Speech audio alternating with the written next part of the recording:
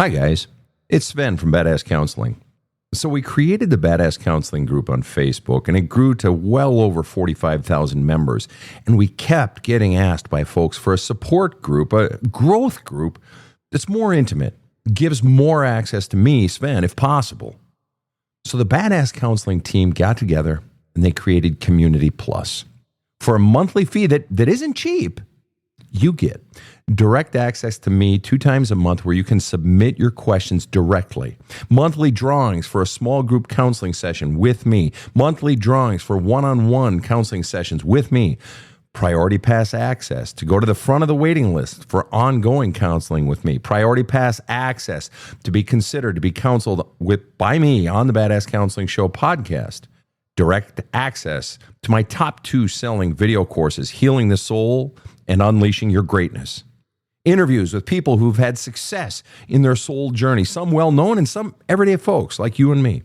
And a fantastic opportunity to meet and get to know other men and women who take their healing and growth seriously and who do the work. And a social community feed where folks share their challenges, their struggles, and their triumph. And so much more. So go now to badasscounseling.com. Click on the Community Plus sign-up page for premium content and direct access to me and to like-minded people who are committed to healing, growth, and creating a community of support and happiness.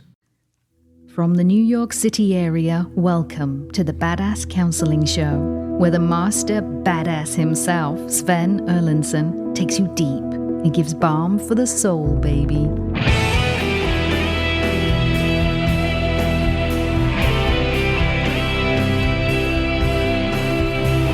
Rock that shit, man. Oh, yeah. This is a Badass Counseling Show. We're banging it today, man. Do you feel that? No. Yeah, it's good to be here. I'm Sven Erlandson. I am the host of this show, and you are with us, and you're here to rock, man. Wherever you are tuning in from, whether it is Brazil, Kathmandu, Lake Victoria there over in the center of Africa, way up in northern Canada, or out on the west coast of the United States, right? Klamath Falls, Oregon. Oh, that's beautiful out there. Oh, yeah. It's great to have you here joining us on the Badass Counseling Show. No, I'm not high. I know I'm giving you that vibe, but I am not. It is just me, myself, glorious day, a lot of water. I'm joined by my friends, my dear friends in studio. Casey, right over in the booth, looking like the tiger that she always is, and Rob, the rocket, sitting right next to me. Rob, what say ye?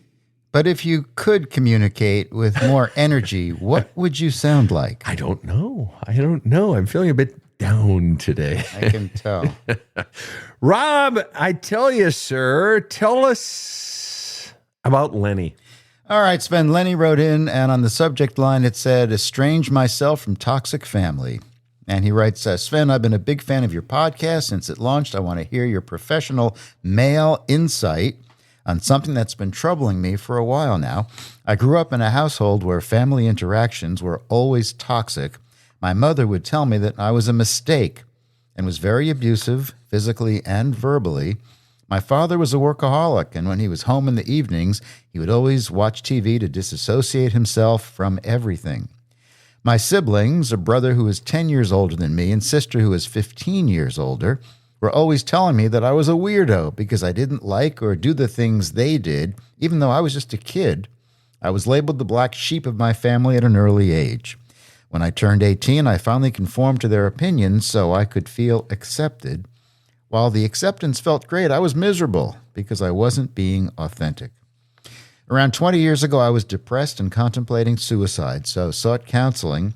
This led me to remove myself from the toxicity. First my siblings, finally my parents. I'm now able to be my authentic self, but I feel abandoned and alone. How do I cope with these feelings, knowing that I have made the best decision for me? I don't feel remorse or regret, just occasional emptiness, sadness, and longing for connection. Lennie, welcome to the show. Hey, Sven, how are you? Great. Good to have you on the show. How old are you, Lennie? I am 45. 45. And you talk about growing up in a home where mom would tell you you're a mistake and was very abusive physically and verbally. And dad just, when he wasn't working and he was a workaholic, he just checked the fuck out.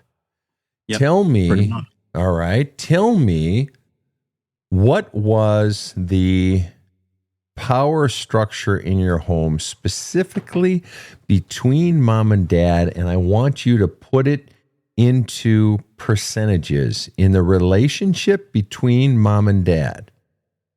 Okay.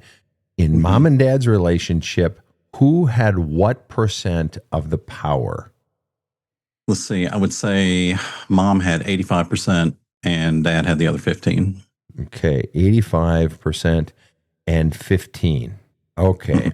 And so then when you say dad was a workaholic and when he was home, he would watch TV to disassociate himself from everything. And the way you were describing it of mom being just fucking nasty as a snake, telling her own child he's a mistake. And that she was very abusive physically and verbally. I think dad was a workaholic, so he didn't have to be in the house with her. And dad disassociating because from everything. No, he disassociated from her. I mean, what the hell? Yeah, I agree. Is that possible? Yeah. That he just checked out, didn't want to be around her, and maybe he spent extra time at work, so he just didn't have to be around her.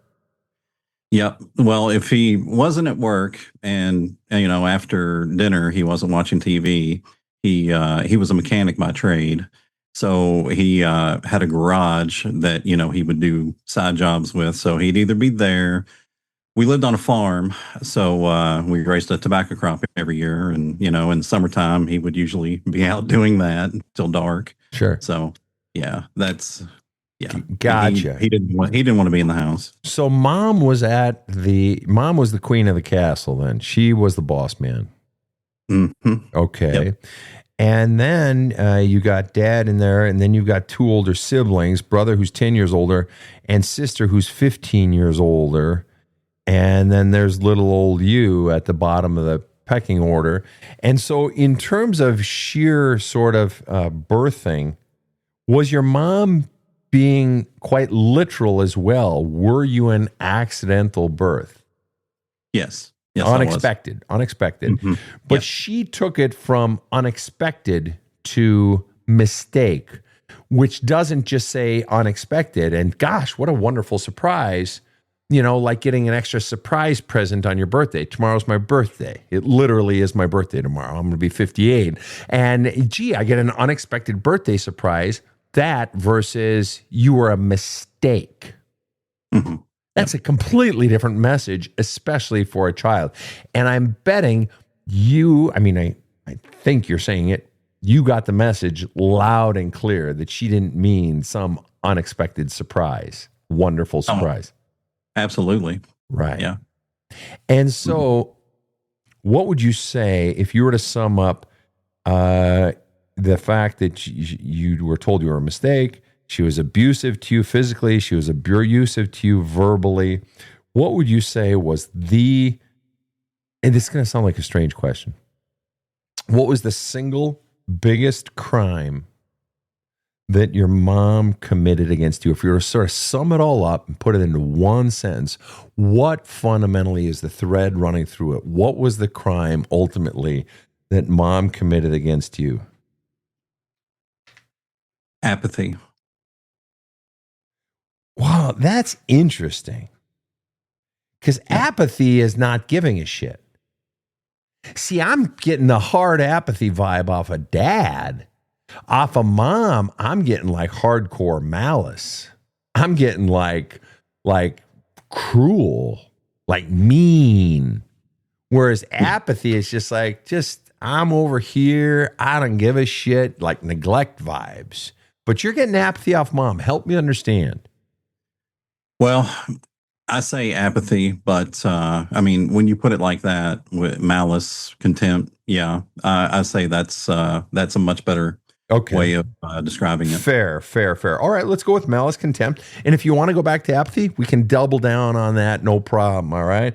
Malice, contempt. And what would you say was the one ultimate, if you were to sum it all up in one sentence, one message that mom most sent to you, whether it was ever spoken or unspoken, what fundamentally did she teach you about you or tell you about who you are or your worth in one sentence? You're not wanted. You're not wanted. And so you've been getting, if I'm hearing you correctly, literally for your entire life, the message from the person, the owner of the very vagina that you crawled out of, that you are not wanted your entire life. And now here you are in adulthood, you've distanced yourself from the very family that made it clear that if you don't do what they want, we don't want you. And it's still clear. You decided finally to become authentic, and they're like, fuck you. We don't want you. Right? Yep, pretty much. Wow. That you are unwantable the way you are. Yep.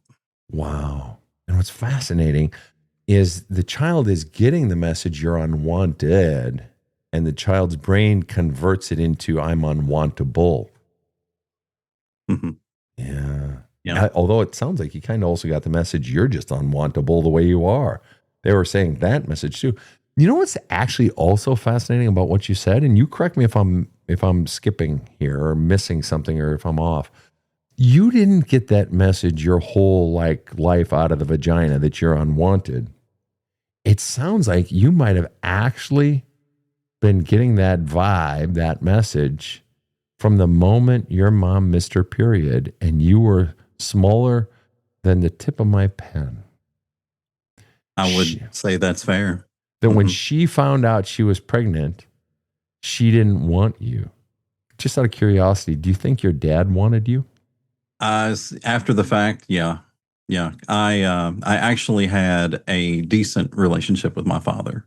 But I thought you said he was sort of checked out, disassociated. When it came to most of the time, but, Dad and I, we did have things in common, and we did do, things together. And that really irritated my siblings. They said that you're closer with Dad than either one of us. And yeah, they just did not like that. When did that start, where you actually began to have a relationship with Dad? Or did you the whole time?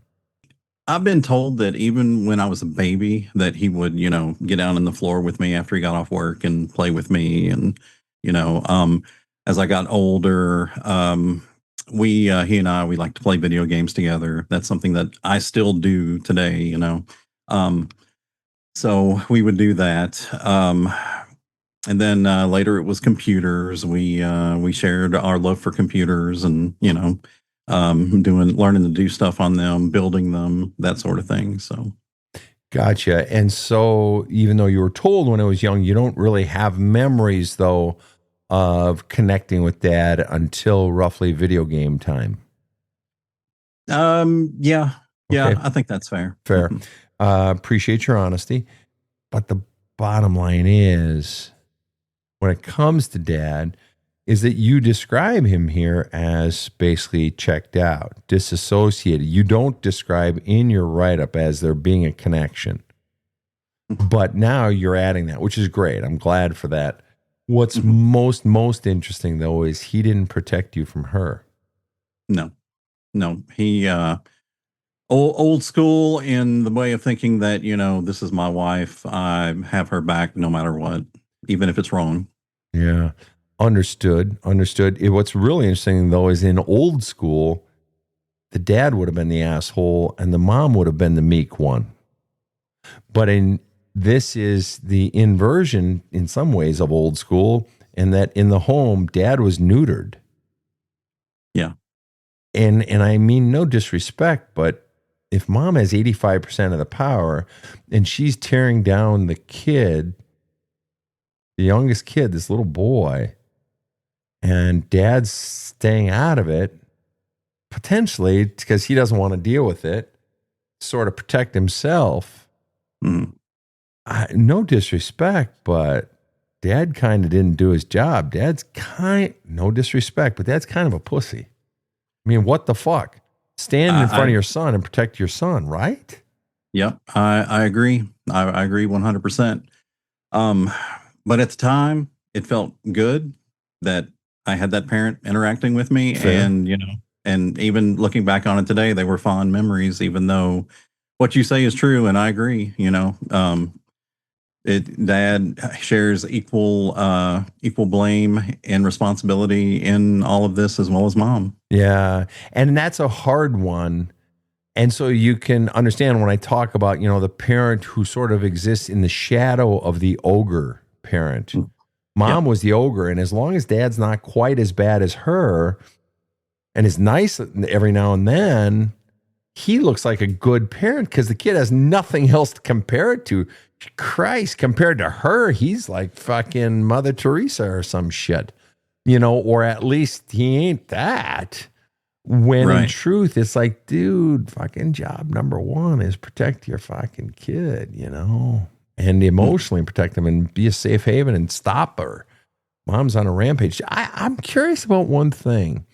Are your brother and sister biologically your father's kids? Yes. Okay. Well, it's good that you at least had some relationship with him. And then you discovered very early on, and your siblings were happy to pile on, that you were sort of black sheeped. Was dad a part of that at all? No. Okay. So then that's mom, brother, and sister. Is that correct? Mm-hmm. Yeah. And see, this is really interesting. You talk about how your sister and brother were always telling you that you're a weirdo because I didn't like or do the things that they did, even though I was just a kid. And I was labeled the black sheep of the family at an early age. Okay. That treatment by a sibling is being modeled by the parent. The treatment is green lighted by the parent. Mm-hmm. Yeah. It's and taught by the parent and allowed by the parent. Well, now we know it's allowed by two parents because dad was allowing it too. But mom says, no, you want to beat up on little fucknut? Go ahead and beat up on fucknut. Call him whatever you want. And they heard mom calling you, a mistake and other stuff. So like, yeah. So it's like Lord of the Flies in your house, and they're just happy to pile on. Yeah. Right. Mm-hmm. So if I've got the food chain correctly, then mom's at the top of the food chain. Dad probably up there, right under her. Though there may be there, it sounds like there's a bit of a gap there. And then under dad is sister and brother. And then down at the bottom is little shit stick Lennie getting his ass handed to him every day, right? Yep. So you weren't even safe in your own home. No. And were you eating shit at school too? Oh, 100%. Really? And what mainly were you teased for? Dumb, fat, stupid, what? Glasses? Stupid.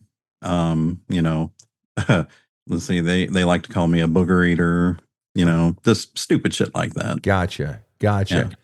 And seeing if you had a safe haven at home, those insults at school would still hurt, but not nearly as much. But you, if I'm hearing you correctly, you were never safe. No. What's it like? What's that like? I didn't grow up that way. What's that like? Growing up, never safe. Well, the best way that I can describe it is, you eventually you just feel hopeless, and then you just accept hopelessness as, this is what it is. This is my life. When did that sense of not just the hopelessness, but the accepting my fate? This is my fate, this hopelessness. When did that when did the lights go out and the acceptance of the hopelessness? How old were you when that happened? Probably 8 or 9. Oh, God. That's like third grade. Yeah. Wow. And so then how did that change your external life? If that hopelessness and that this is my life, how did that become reflected in your everyday life? Um, well, whenever I got home, I would usually just go to my room. If I had homework to do, I would do that. And then, I would play Nintendo or whatever, watch television. I would try to just stay away from mom, even though that was impossible. She would, oftentimes come in and, bitch at me because I didn't do a chore or I didn't do this or I didn't do that. I didn't feed the dogs. And then dinner time came. Dad would come home. We'd have dinner. She always had dinner on the table at 6 o'clock. And then after 6 o'clock, usually Dad would go to the living room. She would go to her room, and I would go to my room. And I felt alone. I felt, abandoned. I was like, yeah, this is life, I guess. Alone and abandoned. And then in adulthood, or at least in teen years, a kid might or an adult might grab a bottle or turn to weed or porn or gambling or something. What became your mechanism for escape, and what age did you start? Was it food? Was it gaming? Was it TV? Was it masturbation? Was it, what was your means of being able to turn off the pain for a few hours? Comic books. What was it for you? It was gaming. So in a weird way, gaming saved your life. Yeah, I think that's a fair assessment. Became your best friend. When your world is miserable, it becomes the one thing that enables you to have a few hours of sweet freedom, of release from all of your pain and misery. It's very easy to see how something, whether it was gaming or working or a bottle or food or a bottle or pills, then becomes an addiction because you're forever running from that thing, this life where I'm never safe, I'm always hopeless, and I always feel alone. It would be very easy. I'm not saying it did in your case. You haven't indicated whether or not it did, but the point is it's easy to see how it could become such a thing. Mm-hmm. Right. Right. Yeah. Much more to come right after this short break. I had a really good start in my life, and I've been successful in my career, but I have to say I've learned so much and improved my outlook on life since I met Sven and picked up a copy of Badass Wisdom. With the daily meditations as journaling prompts, I've uncovered a lot of memories that weren't totally pleasant. With Sven's guidance, I've achieved some new understanding, and honestly, I feel lighter. Badass Wisdom is a great read, in nice small bites, and I think anyone can benefit from it. So go to badasscounseling.com and get the book or the audiobook. It could change your life. This show provides soul counseling intended to entertain and inform and is not medical advice.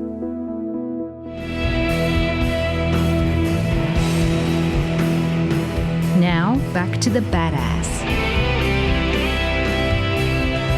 So, Lennie, you say that around age 18, you got on the train, so to speak, and you said, hey, okay, I'm going to play ball. I just so want to be accepted by my family, and I'm going to do what's expected of me. And what was the main thing that entailed? I just graduated high school. I graduated when I was 17, a year early, because I started a little earlier than most kids. And I was working a job. I was working 40 hours a week at that point. But, my family was like, and mainly my siblings, you need to get a real job. You need to do this. You need to do that. Oh, you want to go to school? No, you're not going to school. You can't afford school. So you just need to start working and then move out and become an adult. So I took their advice and I got a job at one of the local factories where I live at. I've been there for 25 years. They were like, oh, this is great. Yeah, you're doing what you need to do now. You're growing up, and you you're forgetting, all these things that you wanted to do. You're being an adult now. Sorry, I'm rambling. No, you're Mom doing was- fine. Mom wasn't too happy about that, though. Why wouldn't she be happy about it? I remember the first thing that she said to her, or said to me, I'm sorry, when the first day after I had my orientation, I came home, walked through the front door, and she said, "How does it feel to now be making more money than your dad?" Wow. I was like, well, I'm not, not yet. Yeah, she was not happy about that. But what was she not happy about? Was she not happy with you? Not happy that you had left sort of your dreams behind? Or now she's got even more reason to resent her husband? Fuck, I don't know. If you were to speculate, though, or how did you interpret it at the time? Well, I think that she was unhappy that I had gotten a decent paying job. She didn't want you to be happy? No. She resented you that much? Yeah. What a fucking bitch. Can you imagine not wanting your own child to be happy, and when they have some success, fucking making them feel miserable about it? Fuck you. You fucking old crone. Go fuck yourself. What is that? I don't know. It's I couldn't tell you. Disgusting. Do you have children? I do. I have a daughter. She is 10 years old. Oh, that's sweet. Can you imagine ever saying such a thing to your daughter? No, absolutely not. Absolutely not. Mm-mm. Wow. And do you think, I'm just curious, do you think your mother ever said to your father, your son makes more money than you do? Probably as a way to stab at him, to get his goat. Oh, how much did he hate her? Wow. Yeah. Well, but you mentioned that you put all aside all you wanted to do, and you got on, so wanting the family's acceptance, and you got a job at the factory, and you've been there 25 years. Okay. What did you want to do? I wanted to potentially look at going to college and doing something in the computer field. That was kind of my dream, that was the thing that I enjoyed doing. And I was like, I'm decent at it, so why couldn't I, actually do it for a living? Well, and when you think about what you had already been doing with gaming and with computers, and what you shared with your father, with gaming and with computers, that was a natural next step. Right. But what's interesting to me is that why did your dad not support that? Or was he just so silent the whole fucking time? Dad, he's very stoic. He doesn't show emotions. If you ask him something, he'll give you his input, but it'll be very quick and brief and frank. But still, you got to admit, it's just like, would it have killed you, Dad, to run a little interference for me? You know that you and I love computers, Dad. You know that would have made me happy. Would it have killed you? You wouldn't even have to show emotion, Dad. How about just saying the boy gets to make his own decisions? Would that have killed you, Dad? That. Just run a little interference. You fucking dick. Dad, I love you so much, but you fucking dick. Mm-hmm. Yep, I agree. 25 years, Dad. And, I made the best of my job, and, I can support my, family and blah, blah, blah. But fuck, Dad. God damn it. Yep. And so here we are now. And then, 7 years later, at 25-ish, you wanted to kill yourself. As an aside, what was going to be your means of execution? I was going to shoot myself. Okay, fair. What sort of weapon did you have for shooting yourself? I had a 38 special. 38 special. Hey, going old school. Okay, fair. And then decided not to, sought counseling. And so I removed myself from the toxicity, your family, obviously. First, my siblings, and finally, my parents. Now I'm able to be my authentic self. So you removed yourself from those toxic people around you, but do you think you ever really got the toxicity out from inside of you?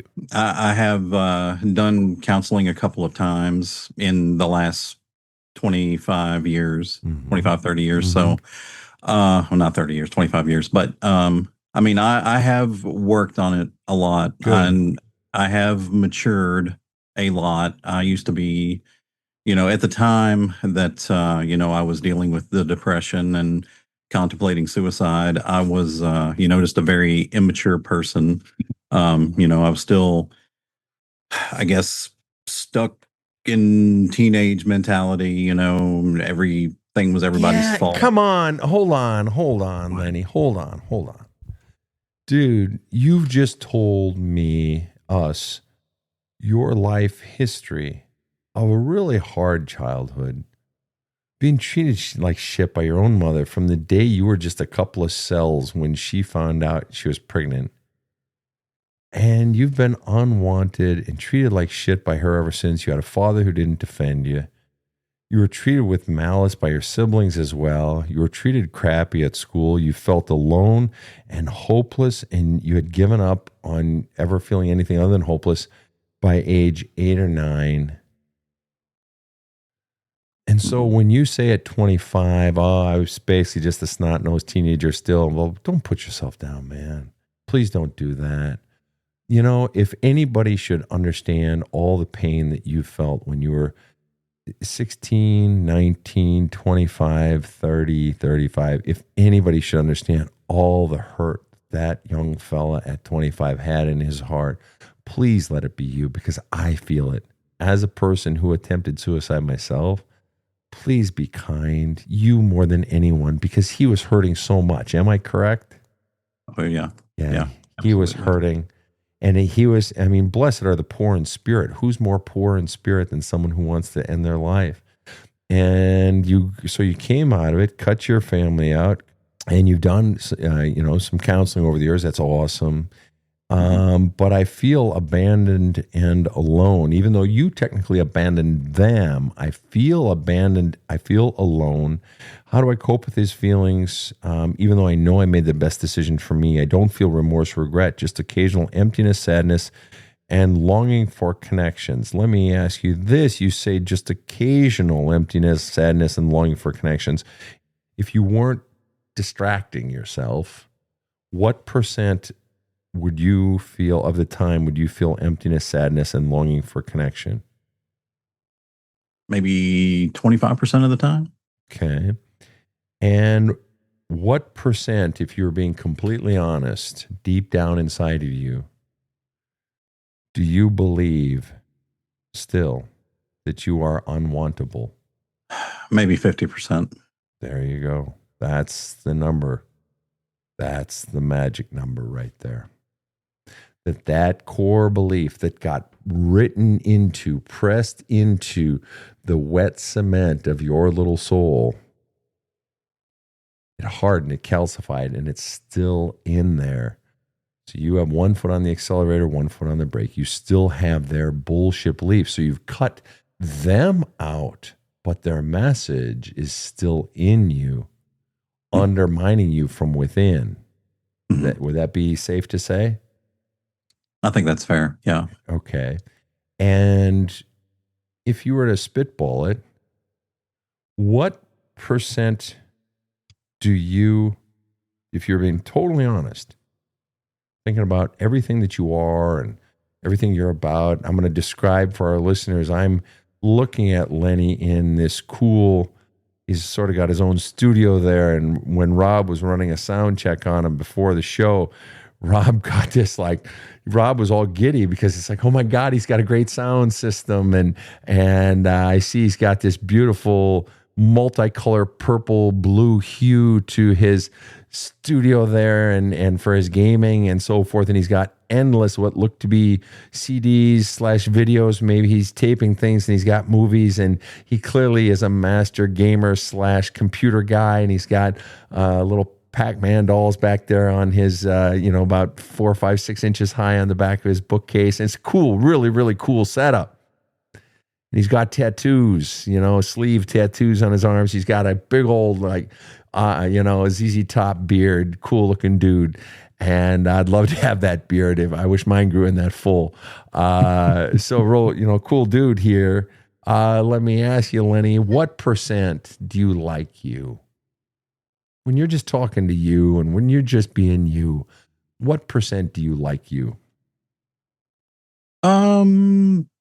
Probably 75%. So you got this, that you like you a lot, and yet you still have this thing inside you that says you're unwantable. And you said you have a 10-year-old daughter. Mm-hmm. What percent is your 10-year-old daughter unwantable? Would that be like 35% or 78%? Or what percent is your 10-year-old daughter intrinsically unwantable? 0. Oh. Well, what about her friends, like that stinky girl Susie or little Billy down the street? What percent are they unwantable intrinsically? 0. So are you telling me that children are intrinsically wantable? I think so. So then you are the one anomaly in the history, this wrinkle in time in the history of the universe. You were the one child who was actually unwantable. Well, sometimes it feels that way. It does feel that way. I'm not disputing that.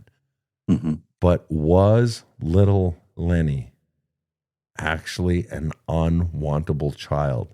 Was that even possible? No. No. You were taught a fiction, an absolute fiction, by a mean and spiteful person, and by a man who his inaction confirmed the message. So then the question becomes, yeah, but now what? Can I ask you a really fucking stupid question? Sure. Whatever happened to that dream of pursuing computers? I turned it into, one of my main hobbies. What's that? I was doing live streaming on YouTube, doing gaming streams. I'm actually taking a break from it right now because it got a little much for me. But I am a gamer still. It's a big part of my life. It's something that my daughter and we share and have in common. Neat. What's your favorite game to play together? She likes to play Roblox, so I will get on and play Roblox with her. Oh, that's sweet. Yeah, that's sweet. You still haven't brought her into any of the hardcore shit, huh? Roblox, that's where she's at, and you're happy to be there with her, it sounds like. Yeah, I've tried to introduce her to stuff, but she just wants to go right back to Roblox, and I'm like, okay. Beautiful. God bless you. Beautiful. But have you ever thought about, and maybe not, it's okay, I'm just exploring, ever thought of more with the computer stuff? Ever thought of whether it's going back to school or getting work in? You said it's your avocation, your hobby, primary hobby, which is lovely. I love that. Have you ever thought of pursuing new avenues in that field, rekindling that dream? Because I know you may not feel like it at 45, but you're young. I know you may not feel like it. You've got at least, if you were to choose, at least 20 more years of productivity and fun and purpose just in your work, at least if you were to choose. And I'm just curious if you've ever thought about it. Well, I am actually wanting to start a YouTube channel. I've been working on content for that and doing discussions on gaming history and talking to people my age, because most people my age think that, most of the stuff that's out there, compared to what they used to play is just garbage. And, I can be the Gen X voice to come in and say, no, look, we've got good stuff still. We're still getting good stuff, So Cool. that's kind of what I'm looking at. That's what I'm wanting to do. That excites you, it sounds like. Mm-hmm. Good Yeah. for you. All right. So then let me ask you this. Given all that we have gone through, what's your question or questions that you have for me? Given we've covered a broad swath here of your life, and we can really plug into any era or any aspect of your life. We've covered from family of origin to suicide to your daughter to your work life to messaging, all sorts of things. Question or questions either about what is you most want to dive into, what's unhealed, or anything at all. What's your question for me, Lennie? How do I stop this emptiness that I feel? And I want to just to add some context here. Throughout the majority of the year, while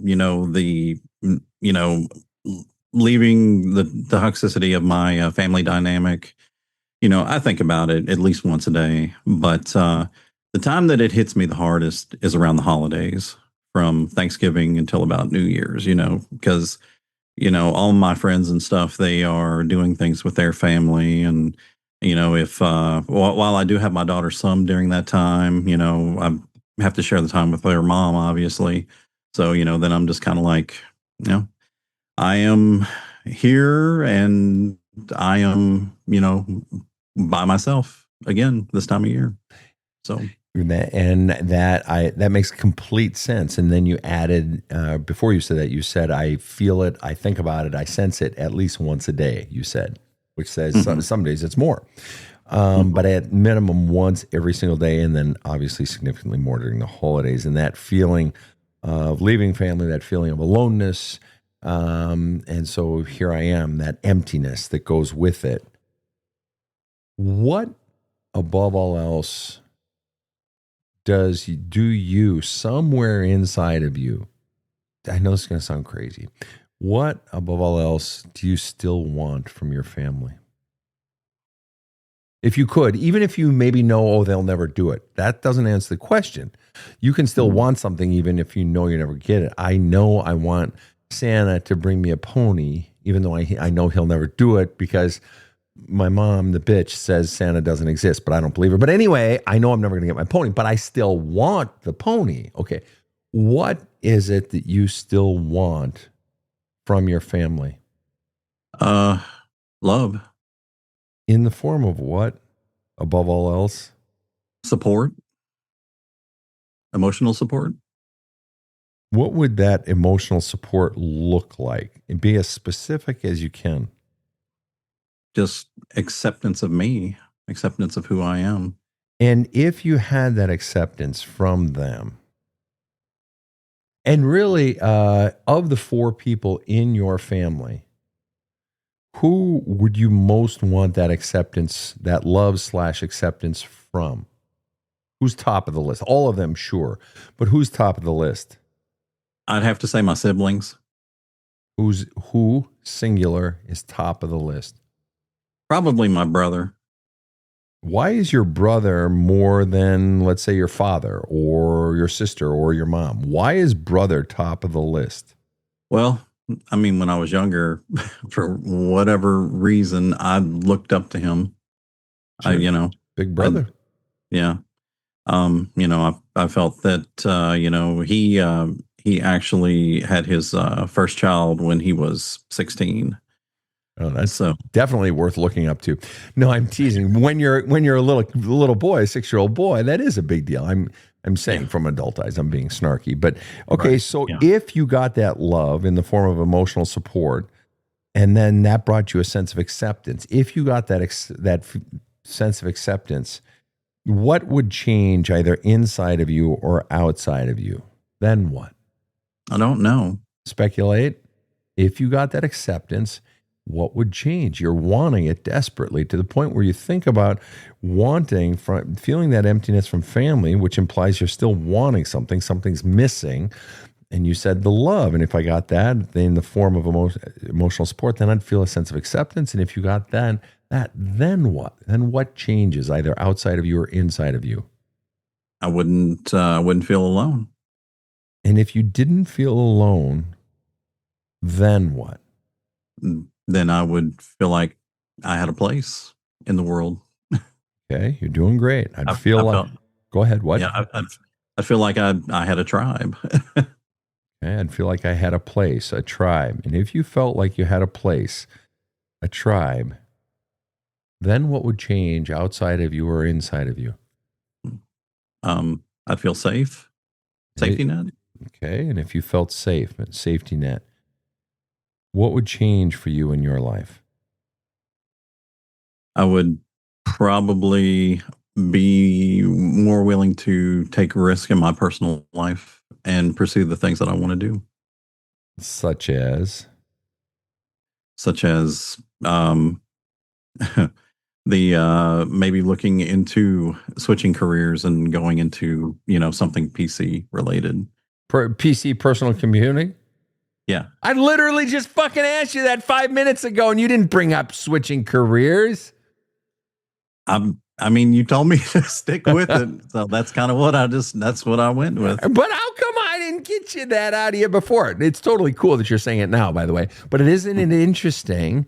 Okay. And if you took more risks in your personal life, like switching careers into personal computing, then what would change outside of you or inside of you? So what would change in your outside life, or what would that feel like or shift inside of you? I'd feel more confident. And if you felt more confident, you switched careers, you're taking more risks in your personal life, you're feeling more confident, then what changes inside of you then, finally, or outside of you? Happiness or acceptance. Isn't it fascinating that the emptiness you feel finds its root in a longing for something that you think about daily, this emptiness and disconnect from family that you've had to do to protect yourself? I understand that. But when I asked you, what is it you still want from them? You said, I want love, man. Duh. I'm like, but in what form? You said emotional support. If you got that emotional support, what form would that be? And you said in the form of acceptance. And if you got that, what would change? Then what? You said I wouldn't feel alone. I said, then what? Then I'd feel like I had a place, a tribe. Well, then what? Then I'd feel safe and safety. I said, and then what? Well, I'd take more risks in my personal life, like switching careers into PC work. And then what? I'd feel more confident. And then what? And I'd have happiness. The very thing you're wanting somewhere in you, you believe that your family, they have the key to the jail cell, specifically your brother at the top of the list. You're in a jail cell and they and only they have the key. And that jail cell, the bars of that jail cell, on every single one of those bars is written the words, you're unwanted. You're unwantable. You're a mistake. You're no good. You're hopeless. All the lies that were taught about you. And see, that's the thing. Those bars were all lies. A child can't be unwantable. A child can't be hopeless. Children are beautiful. Your daughter teaches you that every day. That means you were taught a lie and you're waiting for them to bring you a key to undo the lie. Somewhere in you, you still believe that you need them to undo the lie that they created. Then I can be myself and be accepted for being myself. Then I can live my life my way by creating the career and the life I want. And then I can be happy. In other words, fundamentally, they own you. They own your happiness. What are you feeling right this second? Give me a feeling word. Holy shit. That was intense. And it makes a lot of sense. What does it feel like Give me a feeling word for holy shit. Give me a feeling word to know that your family owns you at 45. Surprised. Because you thought, Because I thought estranging myself from them would free me of them. right. But the real messaging was still inside of you. The real power isn't, we can push the people away externally, but what's really happening is what's going on inside of us, and they're still there. And the mere fact, remember what my mother used to say, and you've read it in my book, you've heard me say it on the show, naming the beast is half the problem. We just named the beast. That you realize it's in you. And so then that fundamentally, the last question is fundamentally this. Do you believe it is possible to heal and find acceptance and safety and worth without ever receiving it from them? Because if you don't believe that, you might as well shoot yourself in the fucking head right now with that 45. Because you're consigned to a life of unhappiness. If you believe that you have to get it from them, you're fucked, because they aren't ever going to give it to you. You know that. Yeah. Right. So do you believe there's actually a way for you to get out of the jail cell that technically doesn't even exist because it was a lie from the beginning? Do you believe it's possible to do it without ever getting their acceptance? I do. And I'm asking you to speculate. What do you think that way, I don't know, maybe might be? I'm asking you to spitball it, but what might it be? Spend some more time in counseling? Or dive into the book again. There's a hole in my love cup. Dive back into it. Because you've read it, right? Have you? Well, I'll be honest with you. I have the book. I worked through some of it, and it just got too intense for me, and I set it down. Hey, that's all right, dude. That's a whole lot of people. I get people who read the introduction and they're like, "Oh, fuck this shit. This is kicking my ass. No, fuck this." So it's okay. That is your salvation, because that's going to take. You have to be willing to go in, because that is going to get rid of the jail cell. It's going to teach you how to walk right through it. Now, since you've had this eye opener, dude, you're ready. You're ready. And so then my final question is this. What would it take for you to begin now? I'm backtracking to something I asked you earlier. What would it take for you to begin now the exploration of switching careers? You know you want to. It's not just the YouTube channel, which is fantastic, and I'm all for that. As a social media guy, fuck, tits up, I'm all for that. But you want to switch careers because it has always been in you. What would it take for you to begin to just explore the possibilities and maybe begin to take some little baby steps? What would it take? Probably spending some time with your book, some more time with your book, and doing the exercises. Do it, because I think your heart is calling to you, and you are going to begin to light up as you begin to give yourself permission to just be you, because you've been waiting and waiting and waiting for them to confirm your worth, and it's never going to come. And you know what? That's simultaneously the saddest day of your life, realizing they're never going to get it. And you have to allow your soul to grieve that. And it's simultaneously the most liberating day of your life, because finally you can begin to fully live your life your way, rather than spending so much of your life still bending and contorting or waiting and hoping they're going to come around. You can finally just go off. Yes, it's alone. Yes, it's a bit scary, but finally I can just be me, and I don't have to hope for them anymore, because they're not coming. And that's the sad part. But the exciting, scary, kind of like exciting, scary, like when you get on that roller coaster and it's going tick, tick, tick, tick, tick, tick, tick up that first hill. It's like, why did I get on this? Why did I get on this? Why did I get on this? But you're excited. Okay. And that's what it's going to be. But it's like finally it's going to begin to become your life. But I want you, as your assignment, to go back into the book to begin to get out all the crud bullshit messages. But your other assignment that I have for you is I want you to just begin to playfully explore online careers, maybe training, maybe back to school a bit, playfully with no expectation of decisions. It is non-actionable. It's just play at this point. Okay. Fair? Yep. Any final questions for me? No, nothing I can think of. I've enjoyed having you on the show. I really have. I feel like we covered so much story, and I feel like you were really open, and we had the breakthrough, and just the story.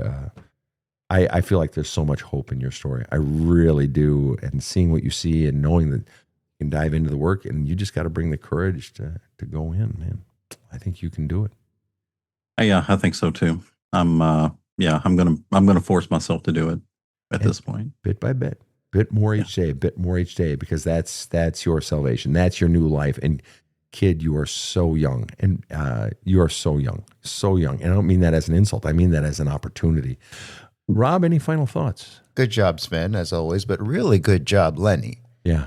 Lennie, you got so much going for you, not just that studio setup that made me so happy. I didn't say all those things, but I was thinking them. And Sven, being so perceptive, he understood that. He heard it that way, and he was right. But when we get a reaction on the show from someone who says, I'm surprised rather than I'm relieved, that's a positive development, I think, for you, Lennie. And when your initial reaction is, holy shit, that's a really positive reaction. Yeah. He's got a great future, I think. Yeah, and relieved is good too, but surprised, yes, also good. Rob, It's unusual. It's unusual to hear that. You can go back and make one big decision at 45. 45 years old, Lennie's age. What one decision would you make differently? Often I would think that I should have worked harder to advance even further in the company. I no longer really think that, because looking back, the work-life balance was much more important than being one of those schmucks at the top. Even though you were senior vice president of Paramount Pictures, et cetera, et cetera. But then you could be an executive vice president, and then you could be a president of a division, which was not impossible for me. Right. But I 100% believe I made the right choice to have a family and pay attention and be there for my family and have a very good job also. Not a crazy good job. That was okay. So the decision, if you could have changed one decision at age 45, I know, if you could go back, question. What would it be? All right, that was an artful dodge. If you could wasn't change one decision at 45, what decision would you change? Spitball it right now, Rob. Look, I wasn't perfect. I got all right? butt-kissed. I'm sure there is something. It's not about perfection. Do you feel like at 45 that you were listening to your own soul and honoring the directions it was calling you to go? Let me tell you something. I was 1 year into working for Paramount Pictures. And so I was clearly given the impression I needed to up my wardrobe. Right? Not that it was bad, but then the other guys, they were at that next level. So I made it my business to do that. And the first day I did that, dressed for work and looked in the mirror, I said, all right, now you're one of them. And instead of thinking I'm one of them, maybe I should have been thinking we're all together in this.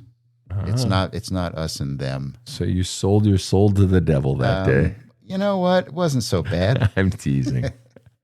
I'll bet you're a handsome devil back when you had a full head of hair too, you know. Yeah, I remember it well. Yeah, you still are a handsome devil. Again, Lennie, thank you so much for being on this show.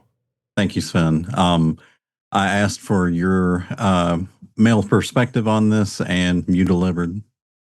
Well, very gracious of you. Very gracious of you. You made it easy. You opened up, and that's the key, and you brought courage, and that's the key to the healing work. You brought the courage, my man. You really did. Please stay in touch with the show. I want to have you back here, after you've done the work of the book especially, and I'd love to know where your explorations take you and hear about the development of that beautiful little girl of yours.